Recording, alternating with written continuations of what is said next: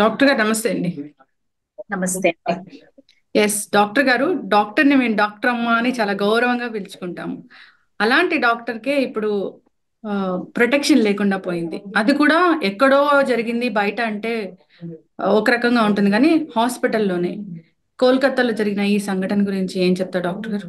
So ఇది చాలా disturbing event అండి. మేము చూస్తున్నారు మీరు 2-3 డేస్ నుంచి ఆల్ ఓవర్ ఇండియా డాక్టర్స్ కూడా ఎంతో ప్రొటెస్ట్ చేస్తున్నారు.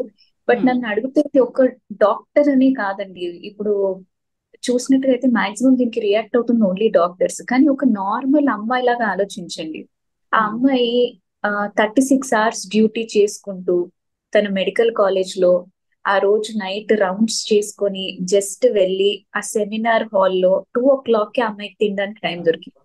టూ ఉమ్, ఓ క్లాక్ తినేసి కొంచెం రెస్ట్ తీసుకుందాం అని చెప్పి ఆ సెమినార్ హాల్కి వెళ్ళింది. అండ్ సెమినార్ హాల్ కి ఎందుకు వెళ్ళింది అని చాలా మంది అడుగుతున్నారండి. మీకు ఉమ్, అందరికి తెలియని విషయం ఏంటంటే, మెడికల్ కాలేజెస్ లో ఎస్పెషల్లీ గవర్నమెంట్ మెడికల్ కాలేజెస్ లో ఫీమేల్ డాక్టర్స్ కి డ్యూటీ రూమ్స్ అవన్నీ సరిగ్గా ఉండవు. మాక్సిమం ఉంటే ఒక రూమ్ లో ఆ, మామూలుగా ఏ మెడికల్ కాలేజ్ లోనో ఒక రూమ్ లో ఒక 4 బెడ్స్ ఉన్న ఆ అదే టైంలో డ్యూటీలో ఒక 10 మంది ఫీమేల్ డాక్టర్స్ దాకా ఉంటారు. సో అలాంటి టైంలో ఒక 4 మెంబర్స్ ఉన్న మిగతా వాళ్ళు సెమినార్ రూమ్స్ అండి. డిపార్ట్మెంట్ లో ఆ, ప్రతి డిపార్ట్మెంట్ కి ఒక సెపరేట్ రూమ్ ఉంటుందండి. అంటే అది పేషెంట్ ఎగ్జామినేషన్ కోసము అలా కొన్ని రూమ్స్ ఉంటాయి. సో ఉమ్, అలాంటి రూమ్స్ యాక్సెస్ కానీ డాక్టర్స్ దగ్గరకు ఉన్నప్పుడు వాళ్ళు ఇంటర్న్స్ గా, అంటే ఈ టైంలో నేను ఈ టైం వరకు నేను మేల్కొని ఉంటాను, నేను వార్డ్ చూసుకుంటాను, ఒక 1 hour 2 hours నువ్వు పడుకో, ఉమ్, ఈ టైం చూసుకుంటాను, వాళ్ళు డివైడ్ చేసుకుని ఆ రూమ్ లాక్ వేసుకొని అలా ఉంటారు. ఉమ్. సెమినార్ హాల్ కాబట్టి ప్రాబబ్లీ లాక్ వేసుకునే యాక్సెస్ తనకు ఉండదు, ఉండదు. అవును. బట్ ఇప్పుడు తన ఓన్ కాలేజ్ లో తను సెమినార్ హాల్లో కాసేపు రెస్ట్ తీసుకోవడంలో ఏముంటుంది అని ధైర్యంగా వెళ్ళి ఉంటది పాపం మా అమ్మాయి. ఆబ్వియస్లీ. కానీ అలాంటి సిచ్యువేషన్ లో వెళ్ళి ఒకళ్ళు చంపేస్తారు. చంపేయడం పక్కన పెడితే ఆ అమ్మాయిని రేప్ చేయడం. అండ్ వర్స్ట్ పార్ట్ ఏంటంటే, అది అయిపోయిన వెంటనే దాన్ని సూసైడ్ లాగా చిత్రీకరించడం. ఉమ్. అందరూ అదే క్వశ్చన్ చేస్తున్నా, సూసైడ్ లాగా ఎందుకు చెప్పాలి పేరెంట్స్ కి?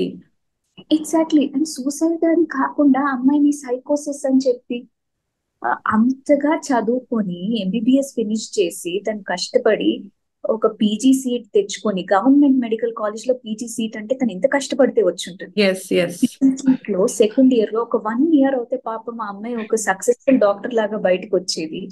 అట్ ద ఏజ్ ఆఫ్ 31, అంటే 18 years కి స్టార్ట్ చేసి ఉంటుంది తన మెడికల్ జర్నీ. ఉమ్, ఒక 13-14 years నుంచి చదువుకుంటూ ఉన్న అమ్మాయి సడన్ గా పేరెంట్స్ కి కాల్ చేస్తారు చనిపోయిందని. 3 hours వాళ్ళని కలవనివ్వరు. అవును. 3 hours దాకా కూడా పేరెంట్స్ ని కలవనివ్వకుండా మళ్ళీ ఫస్ట్ సైకోసిస్, ఆమె సూసైడ్ చేసుకుందని కవరప్ చేయడానికి ట్రై చేసి, మళ్ళీ ఎవరో ఒక అతను ఉన్నారు, ఏదో బ్లూటూత్ దొరికింది, అతని ఉమ్, చంపాడని చెప్పి. ఉమ్, పోనీ ఇది కూడా నమ్ముదాం అనుకుంటే పోస్ట్ మార్టం లో చూసేసరికి ఆ సిమెన్ అనాలిసిస్ చేసినప్పుడు amount of semen that they found is 150 gram. Um. అంటే ఒక్కటి నుంచి మాక్సిమం ఓన్లీ 15 గ్రామ్స్ సీమెనే కలెక్ట్ చేయగలరు వాడు రేప్ చేసినా కానీ. కానీ 150 గ్రామ్ అంటే ఒక్కళ్ళు చేసింది కాదు, అక్కడ ఎంతో మంది ఇన్వాల్వ్ ఉన్నారని అప్పుడు డౌట్ వచ్చింది. ఉమ్. సో ఎంతవరకు కవరప్ చేయడానికి ఒక కేసుని, ఎంతమంది ఇన్వాల్వ్ ఉన్నారు, ఎవరిని ప్రొటెక్ట్ చేయడానికి, ఇవన్నీ కూడా పక్కన పెడితే సైలెంట్ గా August 14th నైట్ మార్చ్ చేస్తున్నారు ఆ అమ్మాయిలు. ఆ క్యాంపస్ నుంచి లాల్ చౌక్ వరకు ఏదో ఉమ్. సైలెంట్ గా మార్చ్ చేస్తుంటే కూడా అసలు ఒక లారీలో ఒక 100 పైగా గుండాలు వచ్చేసి వాళ్ళ లారీలోంచి దిగేసి ఇష్టం వచ్చినట్టు అక్కడ అమ్మాయిల్ని, పేషెంట్స్ ని ఎవరిని కొట్టి అక్కడ హాస్పిటల్ ని ధ్వంసం చేయడం. అంటే వాళ్ళు అక్కడ they are trying to destroy the evidence. ఆ సెమినార్ ఉమ్. హాల్ వరకు కూడా వెళ్ళి అక్కడ సెమినార్ హాల్ వాళ్ళు వెంటనే గోడలు పూల కొట్టేసి రెనోవేట్ చేయాల్సిన అవసరం ఏమొచ్చింది? ఎస్. అంత to cover up the evidence. ఏంటి అంటే ఎప్పుడైనా ఈ కంట్రీలో ఎవరన్నా ఏదన్నా చేయొచ్చు, అడిగే ఉమ్. వాళ్ళు ఎవరు చేయకూడదు. సడన్ గా ఊపిరి ఆగిపోతుందంటే ఫస్ట్ పిలిచేది ఆ అమ్మాయిని, చెస్ట్ మెడిసిన్ స్పెషలిస్ట్ ని.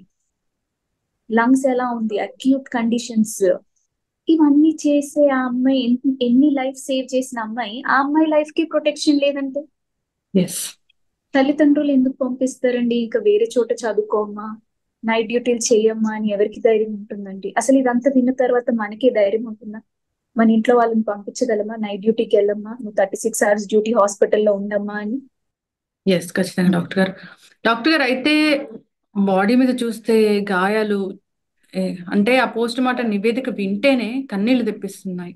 అంటే ఒక మనిషిని అంత ఘోరంగా, అంత కిరాతకంగా ప్రాణాలు నిలబెట్టిన డాక్టర్ ప్రాణాలని అంత కఠినంగా తీయడం అనేది అసలు నిజంగా అది ఎంత ఎంత బాధాకరం అంటే అది అడగడానికి కూడా నాకు చాలా బాధగా అనిపిస్తుంది డాక్టర్ గారు.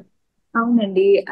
అందుకే కదండి ఇప్పుడు ఒక్కరు ఆ అమ్మాయిని అంత డ్యామేజ్ చేసే ఛాన్స్ లేదండి. చూసినట్టుగా అయితే బాడీ దొరికినప్పుడు ఆ అమ్మాయి లెగ్స్ కూడా 90 degrees పొజిషన్ లోకి వెళ్ళిపోయాయి. అంటే ఆ పెల్విస్ అనేది మొత్తం బ్రేక్ అయిపోయింది.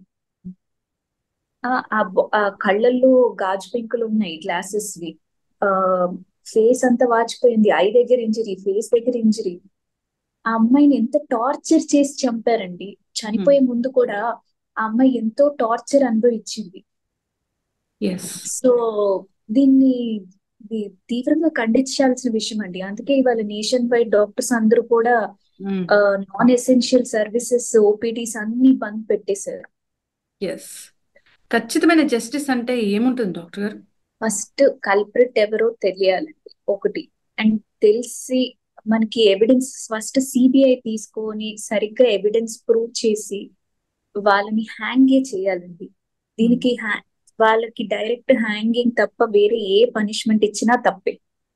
వాళ్ళు కూర్చోపెట్టి జైల్లో పెట్టడం అనేది అబ్సల్యూట్ రబ్బిష్. ఎందుకంటే ఇంకొకసారి ఇలాంటివి చేయాలంటే జనాలు భయపడాలి, భయం లేకుండా పోతుంది. వేరే కంట్రీస్ లో ఎంత స్ట్రిక్ట్ గా ఉంటాయండి రూల్స్. రేప్ చేసినప్పటికీ ఏకంగా తలలు తీసేయడం అలా ఉంటాయి. ఇలాంటి స్ట్రిక్ట్ లాస్ మన కంట్రీలోకి రావాలి. ఇవన్నీ పక్కన పెడితే ఒక ఆడపిల్లకి వర్క్ ప్లేస్ లో ప్రొటెక్షన్ అనేది ఉండాలి. పేరెంట్స్ ధైర్యంగా అమ్మాయిని చదివించి బయటికి పంపించి వర్క్ చేయమ్మా అంటే ప్రొటెక్షన్ లేనప్పుడు ఇదంతా అనవసరం కదండి. ఎస్ డాక్టర్ గారు. సో అదా అంటే 24/7 వైద్య సేవలు అందుతానే ఉంటాయి అక్కడ. సో డాక్టర్స్, మిగతా డాక్టర్స్ కూడా ఉండుంటారు. అంటే ఇది ఇంత సైలెంట్ గా ఇట్లాగా అంటే చాలా మందికి డౌట్ వస్తున్న పరిస్థితి. సో అదే చెప్తానండి మీకు. ఇప్పుడు మామూలుగా ఎమర్జెన్సీ పక్కనే డ్యూటీ డాక్టర్స్ రూమ్స్ ఉంటాయి. కానీ దాంట్లో మాక్సిమం ఒక 4 beds 5 beds ఉంటాయి. కానీ డ్యూటీలో ఒక 10 మంది ఫీమేల్ డాక్టర్స్ దాకా మినిమం ఉంటారు. గవర్నమెంట్ హాస్పిటల్ అన్నాక డిఫరెంట్ డిపార్ట్మెంట్స్ ఉంటాయి కదండి. చెస్ట్ మెడిసిన్ అని చెప్పి, మీకు జనరల్ మెడిసిన్ అని చెప్పి, జనరల్ సర్జరీ అని చెప్పి అన్ని డిపార్ట్మెంట్స్ ఉంటాయి. సో ఇలా ప్లేస్ లేనప్పుడు డాక్టర్స్ ఏం చేస్తారంటే they search for alternative rooms. కొంతమంది సెమినార్ రూమ్స్ లో వెళ్ళి చదువుకుంటూ they just rest for some time. కొంతమందికి ప్రతి డిపార్ట్మెంట్ కి ఒక సర్టన్ ఎగ్జామినేషన్ రూమ్ అని ఉంటుంది. ఆ రూమ్ కీస్ కూడా ఇస్తారు అప్పుడప్పుడు. ఏంటంటే దాంట్లో పేషెంట్ ఎగ్జామినేషన్ కోసం ఒక చిన్న బెడ్ ఉంటుంది, దాంట్లో అడ్జస్ట్ అవుతారు. సో ఆ డిపార్ట్మెంట్ నుంచి ఇద్దరు ఎవరైతే డ్యూటీలో ఉంటారో ఒక 2-3 గంటలు నువ్వు పడుకో, అప్పుడు ఆ టైంలో ఎమర్జెన్సీస్ నేను చూస్తాను, మిగతా 2-3 గంటలు నేను వెళ్ళి పడుకుంటాను, నువ్వు చూసుకో అని చెప్పి వాళ్ళు రూమ్ లో లాక్ వేసుకుంటారు. నేను పీజీ చేస్తున్నప్పుడు కూడా పూణేలో ఒకటే ఎమర్జెన్సీ రూమ్ ఉండేది. 1 for males, 1 for females in the emergency room. దాంట్లో 3 బెడ్లు ఉండేవి. బట్ డ్యూటీలో ఒక 7 డాక్టర్స్ వరకు ఉండేవాళ్ళు. కాబట్టి మేము we had to take access for the department rooms. కొంతమంది సెమినార్ హాల్స్ లో వెళ్ళి చదువుకుంటారు. సెమినార్ హాల్స్ ఇవన్నీ ఎలా ఉంటాయంటే యూజువలీ కొన్నిసార్లు సౌండ్ ప్రూఫ్ ఉంటాయి కదండి. సో అలాంటప్పుడు లోపల సౌండ్ బయటికి రాదు. అండ్ జామర్స్ కూడా ఆన్ అవుతాయి అప్పుడప్పుడు. అంటే ఆ టైంలో జామర్స్ ఆన్ అయ్యి ఉండవు న్యాచురలీ. బట్ కొన్నిసార్లు సెమినార్ రూమ్స్ లో ఏంటంటే సౌండ్ ప్రూఫ్ ఉంటాయి, లోపల ఏం జరుగుతుందో మీకు బయట తెలీదు. సో అదే అండ్ ఆ టైంలో సెమినార్ ఇప్పుడు ఆ ఎగ్జామినేషన్ రూమ్స్ దగ్గర, సెమినార్ రూమ్స్ దగ్గర న్యాచురలీ ఎవరు ఉండరు ఆ టైంలో. అవును, కానీ యాక్సెస్ ఎలా ఉంది అసలు అక్కడ రావడానికి? బయట వాళ్ళు లోపలికి రావడానికి అసలు యాక్సెస్ ఎలా ఉంది? అతను అదే చెప్తున్నారు కదండి, యూజువలీ అంత ఈజీగా బయట వాళ్ళు లోపలికి రాలేరు, సెక్యూరిటీ వాళ్ళు ఉంటారు. ప్రతి ఫ్లోర్ కి ఐడియల్లీ సెక్యూరిటీ గార్డ్ ఉండాలి హాస్పిటల్లో. ఎస్పెషల్లీ ఆ టైంలో ఒక కారిడార్ లో ఎవరైనా ఎంటర్ అవుతున్నారంటే ప్రాపర్ ఉండాలి. 2 things. ఒకటి, అక్కడ సెక్యూరిటీ సరిగ్గా లేదు, గవర్నమెంట్ కాలేజ్ కాబట్టి, నెంబర్ 1. నెంబర్ 2, మీకు అక్కడ అతను ఎవరైతే ఇప్పుడు కల్ప్రిట్ ఎవరైతే చెప్తున్నారో హూస్ జస్ట్ స్కేప్ కోట్ అని చాలా మంది అంటున్నారు. సో అతను కూడా ఏంటి అంటే one of the police official లాగే అంటున్నారు కదా. అవును, అవును. సో అతనికైతే యాక్సెస్ ఉంటుంది కదా, అతని సెక్యూరిటీ అన్నట్టే పంపించి ఉంటారు కదా. ఎస్.